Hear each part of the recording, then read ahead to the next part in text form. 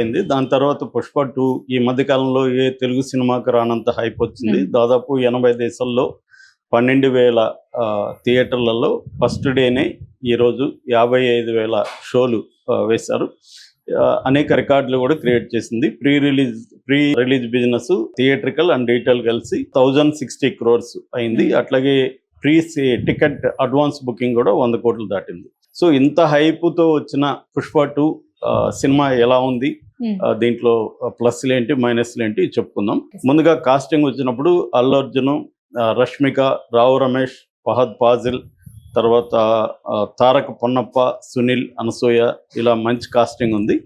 ఇక టెక్నీషియన్ విషయానికి వస్తే సుకుమార్ డైరెక్టర్, ప్రొడ్యూసర్స్ మైత్రి మూవీస్ మేకర్స్ వాళ్ళు నవీన్ అర్నేని, ఇంకా రవిశంకర్ యలమంచిలి. తర్వాత కెమెరామెన్ ఇతను వచ్చి పోలాండ్ నుంచి వచ్చిన కెమెరామెన్ మిరోస్ బ్రోజెక్ అని ఒక ఆయన. 'పుష్ప 1' కూడా ఆయన చేశాడు. దాని తర్వాత దేవిశ్రీ ప్రసాద్ మ్యూజిక్ అంటే పాటలు, బ్యాక్గ్రౌండ్ ఏమో దేవిశ్రీ ప్రసాద్, శ్యామ్ ఎస్ అంటారు తమిళ మ్యూజిక్ డైరెక్టర్. సో కథ విషయానికి వచ్చినప్పుడు మనకి 'పుష్ప 1'లో టైటిల్ పెట్టినట్టుగానే 'పుష్ప ద రైజ్' అంటే ఒక మామూలు అక్కడ ఎర్రచందనం కొట్టే కూలీ, ఆ కూలీకి కొంత ఇగో ఉంటుంది, సెల్ఫ్ రెస్పెక్ట్ ఉంటుంది. అందుకని ఆ కాలు సీను నా కాలు మీద నేను వేసుకున్నాను. సో అటువంటి ఒక కూలీ ఎలా స్మగ్లర్గా మారాడు అనేది ఫస్ట్లో ఉంది. స్మగ్లర్గా మారినప్పుడు అతను ఎదుర్కొన్న అబ్స్టాకిల్స్ ఏంటి, అట్లాగే అతని ఫ్యామిలీకి సంబంధించిన ఒక ప్రాబ్లం ఉంది. అది ఇంటి పేరు లేకపోవడం, వీళ్ళ మదర్ అతనికి సెకండ్ ఇది కావడం ఫాదర్కి, ఇలాంటి ఒక సెటప్ అంటే ఒక ఫ్యామిలీ సెటప్, ఒక క్రైమ్లోకి తను ఎలా వెళ్ళి ఎలా పెద్దోడయ్యాడు అనేది ఈ 2 సెటప్లు తీసుకున్నారు. అతని క్యారెక్టరైజేషన్ విలన్ని లాస్ట్లో ఇంట్రొడ్యూస్ చేశారు, ఫహద్ ఫాజిల్ క్యారెక్టర్ని, బన్వర్ సింగ్ షెకావత్. సో ఎండ్ అయింది. అంటే వీళ్ళిద్దరికి మధ్య అంటే అటువంటి ఒక భయంకరమైన పోలీస్ ఆఫీసర్ని ఇతను అంతకంటే భయంకరంగా అవమానించాడు. ఇప్పుడు అతను గమ్మున ఉండే టైప్ కాదు, ఎలా ఉండబోతుందా అన్నది ఇంట్రెస్టింగ్గా ఎండ్ చేస్తారు. ఇప్పుడు దీంట్లో ఏంటంటే దీంట్లో కూడా సేమ్ సెటప్ పెట్టుకున్నారు. అంటే రైజ్ అయినాక ఒక రూల్, ఇతను ఎలా రూల్ చేశాడు. రూల్ చేయడం అంటే మళ్ళీ అనేక మంది అడ్వర్సరీస్ని, ఎనిమీస్ని డీల్ చేయాల్సి ఉంటుంది. అలాగే మళ్ళీ ఇక్కడ పర్సనల్ స్టోరీని కూడా ఇతను తీసుకొచ్చాడు. దానికి ఒక కన్క్లూజన్ పర్సనల్ స్టోరీకి ఇచ్చాడు. ఈ క్రమంలో ఫస్ట్లో ఏమో రష్మికతో ప్రేమ ఉంటుంది, దీంట్లో ఏమో ఆల్రెడీ పెళ్ళైన ఒక భార్యతో ఉండే కాన్ఫ్లిక్ట్స్, ఒక ఇద్దరి మధ్య ఒక అండర్స్టాండింగ్, తర్వాత ఒక కామిక్ ఇది, ఒక రొమాంటిక్ ఇది, ఈ యాంగిల్స్ అన్ని కూడా దీంట్లో ప్రధానంగా కథలో తీసుకొచ్చాడు. అంటే బేసిక్గా ఏంటంటే దీంట్లో కాన్ఫ్లిక్ట్ ఏంటంటే 2 రకాల కాన్ఫ్లిక్ట్లు దీంట్లో కూడా ఉంటాయి. ఒకటి అవుట్ సైడర్స్తో కాన్ఫ్లిక్ట్, అంటే ఒక ఎమ్మెల్యే, ఇక్కడ వచ్చి సీఎంతో కాన్ఫ్లిక్ట్ ఉంటుంది. సీఎం ఇతను ఒక ఎమ్మెల్యే సిద్ధప్ప అనే ఒక ఎమ్మెల్యేకి ఫండ్స్ ఇస్తుంటాడు, ఇతని ద్వారా ఎమ్మెల్యే ద్వారా ఆ పార్టీకి ఫండ్స్ వెళ్తుంటాయి. సో ఇప్పుడు ఆ సిద్ధప్ప పొలిటికల్గా ఎమ్మెల్యేగా ఉంటాడు కాబట్టి భార్య నువ్వు సీఎంతో ఫోటో దిగి నాకు తీసుకురా అంటుంది. ఇతను ఎమ్మెల్యేని అడిగితే సీఎం దగ్గరికి తీసుకెళ్తే సీఎం నేను ఒక స్మగ్లర్తో దిగితే నా పరువేం కావాలన్నట్టుగా అతను రిజెక్ట్ చేస్తాడు. దాంతో ఇతను ఇగో హర్ట్ అవుతుంది. ఇతనితో నేను ఫోటో దిగినోడే సీఎం అవుతాడని చెప్తాడు. సీఎం అవ్వాలంటే ఒక 500 కోట్లు కావాలి కాబట్టి ఒక 2,000 టన్నుల లేకపోతే కేజీల, కరెక్ట్ గుర్తులేదు నాకు, దాంతో ఎగుమతి చేయాలన్న ఒక గోల్ ఏర్పడుతుంది. ఇదొక ఈగో క్లాష్. రెండో ఈగో క్లాష్ ఆల్రెడీ కంటిన్యూ అవుతున్న ఈ బన్వర్ సింగ్ షెకావత్తో రెండో ఈగో క్లాష్. మూడోది ఇంటర్నేషనల్గా స్మగ్లర్స్, ఇటు మాల్దీవ్స్ కావచ్చు, ఇటు జపాన్ కావచ్చు, ఇంటర్నేషనల్ స్మగ్లర్స్తో ఎలా ఇతనికి కాన్ఫ్లిక్ట్ వచ్చింది, ఇది ప్రధానమైన సెటప్.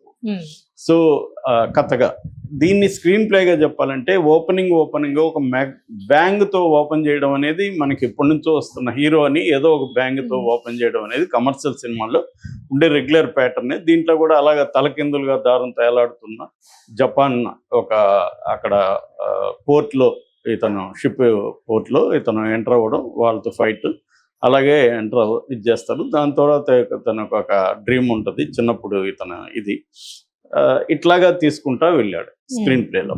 సో ఇక్కడ మనం ఓవరాల్గా దీంట్లో ఏది బ్రహ్మాండంగా ఉంది అని చెప్తే ముందుగా మనం పెర్ఫార్మెన్స్ ఇది out and out Allu Arjun cinema. Allu Arjun నట విశ్వరూపం అని చెప్పొచ్చు ఈ సినిమా. సో దానికి తగినట్టే స్క్రీన్ ప్లే రాసినట్టుగా మనకు కనబడుతుంది. సీన్స్ కానీ అన్ని కానీ మామూలుగానే ఎనీ కమర్షియల్ యాక్షన్ సినిమాలో హీరోని ఎలివేట్ చేయడం అనేదే వాళ్ళ టార్గెట్. హీరోని ఎంత పెద్దగా ఎలివేట్ చేయడం అది హీరో చెప్తుంటాడు, పక్కన వాళ్ళు చెప్తుంటారు, డైరెక్టర్ ఇండైరెక్ట్ గా చెప్తుంటాడు. అందరూ సినిమా అంతా ఏం చేస్తుంటది అంటే హీరోని ఎలివేట్ చేయడం.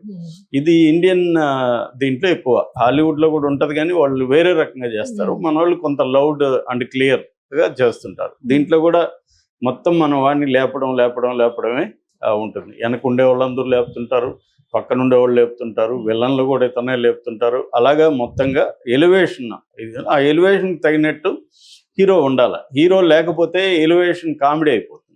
సో ఇప్పుడు మనం కమెడియన్స్ అప్పుడు బ్రహ్మానందాన్ని వీళ్ళకి ఎలివేషన్ ఇస్తే కామెడీ, దానికి పర్ఫెక్ట్ గా ఉన్నాడు అల్లు అర్జున్. అంటే ఇతను ఎంత ఎలివేషన్ ఇచ్చినా దానికి సూట్ అయ్యే విధంగా చేశాడు పర్ఫార్మెన్స్. అట్లాగే డిఫరెంట్ ఎపిసోడ్స్ ని దీంట్లో కథగా చెప్పాలంటే ఈ ట్రాక్ అంతా ఫ్యామిలీ ట్రాక్ అంతా వెరీ ఓల్డ్ అండ్ దాని ఏమంటారు పుచ్చిపోయిన ట్రాక్, అది కుళ్ళిపోయిన ట్రాక్. తండ్రి భార్య ఇవన్నీ ఓల్డ్ గా చాలా ఫ్యామిలీ డ్రామాస్ లో వచ్చేసింది తెలుగులో బ్లాక్ అండ్ వైట్ కాలం నుంచి. ఇక ఈ స్మగ్లర్ గా ఇది కూడా బ్యాక్ డ్రాప్ మారిందే తప్ప గ్యాంగ్స్టర్ సినిమాలు అన్నిట్లో ఇదే ఉంటది. ఒక మామూలుడు ఎలా రైజ్ అయినాక ఎలా రూల్ అయ్యాడు, గాడ్ ఫాదర్ దగ్గర నుంచి మనకి ఈ సిరీస్లంతా ఇదే ప్యాటర్న్ ఉంటుంది. కాబట్టి కథలో దీంట్లో ఏమీ కొత్తదనం లేదు. సో అది వాళ్ళకు కూడా తెలుసు. అందుకని ఏం చేశారంటే ఎపిసోడ్స్ ని బ్రహ్మాండంగా ఎలా చెక్కాలి అనేది, ఎపిసోడ్కి ఇది దాంట్లో ఎమోషనల్ ఎఫెక్ట్ ఎలా తీసుకురావాలి అనేది కాన్ఫ్లిక్ట్ స్ట్రాంగ్గా పెట్టుకోవడం, ఎపిసోడ్స్ని బ్రహ్మాండంగా చేసుకోవడం, ఎమోషనల్ సీన్స్ని బాగా చేయడం, ఈ ప్యాటర్న్ అనేది దీంట్లో కూడా ఫాలో అయ్యారు. సో అందుకని మనకి ఎక్కడికక్కడ ఎమోషనల్ సీన్స్ డ్రాప్ అవ్వు, యాక్షన్ సీక్వెన్స్ అయితే మెస్మరైజ్ చేసే విధంగా యాక్షన్ సీక్వెన్సెస్ ఉంటుంది. అట్లా కాన్ఫ్లిక్ట్ సన్నివేశాల్లో కూడా సీఎంతో ఇతని ఈగో కాన్ఫ్లిక్ట్ కానీ, షెకావత్ని ఇతను సారీ చెప్పి దాని తర్వాత షెకావత్ని అవమానించే సీన్ కానీ, అన్నిటికంటే గంగ జాతర, తిరుపతి గంగ జాతర, మా తిరుపతి కాబట్టి నాకు తెలుసు, అక్కడ బ్రహ్మాండంగా ఉంటుంది. దేశ విదేశాల నుంచి కూడా గంగ జాతరకు వస్తారు. అక్కడ ఇతని వేషంగా నుంచి దానిలో ఆ పాటకి అతను లీడ్గా చేసిన డ్యాన్స్ కావచ్చు, వండర్ఫుల్ ఇది ఉంది, ఎఫెక్ట్ ఉంది. అక్కడ కొంత కాంతార ఎఫెక్ట్ మనకు కనబడుతుంది అక్కడ. కానీ చివర్లో రౌడీల గొంతులు ఉరుగుతూ ఇతను ఫైటింగ్ ఒకటి ఉంటుంది, అది కూడా అది వైలెన్స్ కూడా ఎక్కువైంది. కాంతార ఎఫెక్ట్ ఈ రెండు చోట్ల మనకు కనబడుతుంది. బట్ అల్లు అర్జున్ దాంట్లో ఇరగదీశాడు ఈ రెండిట్లో కూడా. అట్లాగే ఈ గంగమ్మ జాతర సీన్లో కావచ్చు, పాటలో కావచ్చు, రష్మిక పర్ఫార్మెన్స్ కూడా చాలా బాగా చేసింది. రష్మిక లేకపోతే కూడా అంత ఎఫెక్టివ్గా ఉండేది కాదు. సో ఆ గంగమ్మ జాతర వచ్చిన ఫైట్ కానీ ఆ సీక్వెన్స్ అంతా వండర్ఫుల్గా ఉంది. అట్లాగే ఇంటర్నేషనల్ బార్డర్స్కి దీన్ని తీసుకెళ్ళడం, ఈ ఎర్రచందనం దొంగల్ని తీసుకెళ్లే మెథడ్ కానీ, ఇవన్నీ కూడా ఎత్తులకు పై ఎత్తులు. అంటే విలన్ ఒక చాలా క్లవర్గా అతను ట్రాప్ చేస్తే అతనికి పై ఎత్తుగా ఇతను ఎలా ట్రాప్ చేశాడు, ఇటువంటి సీన్లు కూడా చాలా బాగా వచ్చాయి. ఇక లాస్ట్ యాక్షన్ దీంట్లో కూడా ఒక బ్యాంగ్ ఇచ్చి థర్డ్ పార్టీకి అంతా హ్యాపీగా ఉన్నప్పుడు బాంబు వేయించి థర్డ్ పార్టీకి కూడా ఒక ఇది ఇచ్చారు. పుష్ప 3కి కూడా ఒక లీడ్ ఇచ్చేసి వదిలేశారు. సో ఇలాగా ఏంటంటే ఎపిసోడిక్ గా అక్కడక్కడ యాక్షన్ సీక్వెన్సెస్ చాలా బాగున్నాయి. మిగతా ఆర్టిస్టుల పరిస్థితి వచ్చినప్పుడు ఫహద్ ఫాజిల్, ఈ రష్మిక మందన్న, తర్వాత తారక్ పన్నప్ప, వీళ్ళ ముగ్గురిని గురించి చెప్పుకోవాలి. వీళ్ళ ముగ్గురు మంచి పర్ఫార్మెన్స్ ఇచ్చారు. ఫస్ట్ హాఫ్లో రావు రమేష్, తర్వాత ఫహద్ ఫాజిల్ ఉంటే సెకండ్ హాఫ్లో కొంతవరకు తారక్ పన్నప్ప కూడా బాగా చేశాడు. మిగతా సునీల్ కానీ అనసూయకి పెద్దగా లేదు, వాళ్ళు అసలు లేకపోయినా పెద్ద కథకి ఏం సంబంధం లేదు. జగపతి బాబు చిన్న క్యారెక్టర్ కాబట్టి చెప్పుకోవాల్సింది మేజర్గా ముగ్గురు.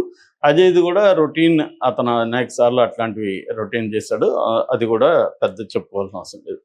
ఇక టెక్నికల్ విషయానికి వస్తే కెమెరా వర్క్ చాలా ఎక్స్ట్రాడినరీగా ఉంది. ఇటు ఇంటీరియర్స్ కానీ, ఇటు స్మగ్లింగ్ ఇవి కానీ, ఫారిన్ సీక్వెన్స్ చాలా బాగా చేశాడు. ఫ్రేమింగ్స్ కానీ అంతా చాలా బాగా చేశారు. బ్యాక్గ్రౌండ్ స్కోర్ కూడా దేవిశ్రీ ప్రసాద్ చాలా ఎలివేట్ చేశాడు. పాటలు అయితే ఫస్ట్ హాఫ్ ఫస్ట్ పుష్పతో పోలిస్తే పాటలు అంత గొప్పగా లేవు. బట్ కొన్ని ఒక 2-3 పాటలు పుష్ప పుష్ప పుష్ప పుష్పరాజు కానీ, తర్వాత స్వామి పాట కానీ, తర్వాత ఇవి కొంత బెటర్గానే ఉంది. ఈ ఫీలింగ్స్ కానీ ఈ 3 పాటలు బాగున్నాయి. కిసక్ అనేది పోయింది. అదే కిస్ కిస్ కిసక్ అనేది పెద్దగా వర్కౌట్ అవ్వాల మనకి. దాంట్లో బాగా వర్కౌట్ అయింది ఫస్ట్లో సమంత సాంగ్, దీంట్లో అది వర్కౌట్ అవ్వలేదు. సో ఓవరాల్గా డైలాగ్స్ చాలా చోట్ల పేలాయి, చాలా చోట్ల వినబడలేదు. సరిగా వినబడినా అర్థం కాలేదు. ఎందుకంటే చిత్తూరు స్లాంగ్, ఇతనేమో నోట్లో కిల్లి పెట్టుకొని చెప్తుంటాడు. దానివల్ల మాలాంటి చిత్తూరు వాళ్ళకి బాగా అర్థమవుతుంది, కానీ వేరే వాళ్ళకి కొద్ది కష్టం. అయితే ఒక డైలాగ్ మాత్రం వైరల్ అవుతుంది. అదేంటంటే చిరంజీవిని ఉద్దేశించి అన్నాడని, ఎవడరా బాస్ ఎవడికిరా బాస్, నేనే వాడికి వాడి కొడుక్కి వాళ్ళ తమ్ముడికి నేనే బాస్ అని ఒక డైలాగ్ ఉంటుంది. దాన్ని వైసీపీ వాళ్ళు కూడా వైరల్ చేస్తున్నారు, ఈ చిరంజీవిని అన్నాడని. అక్కడ కాంటెక్స్ట్ లో సూట్ అయింది. చిరంజీవిని ఉద్దేశించి ఇతను అని ఉండకపోవచ్చు, కానీ వాళ్ళు అదో తీసుకున్నారు. ఓవరాల్ గా Allu Arjun one man show ఇది. అట్లాగే యాక్షన్ సీక్వెన్సెస్ కానీ, ఎమోషనల్ సీక్వెన్సెస్ కానీ చాలా బాగా చేశాడు. తర్వాత పాటలు చూసేకి కానీ, పుష్ప పుష్ప పుష్ప అని ఫీలింగ్స్, ఈ 3 పాటలు చాలా బాగున్నాయి చూడడానికి కానీ వినడానికి కానీ. తర్వాత జాతర సీక్వెన్స్ చాలా బాగుంది, బీజిఎం చాలా బాగుంది, డైలాగులు బాగున్నాయి.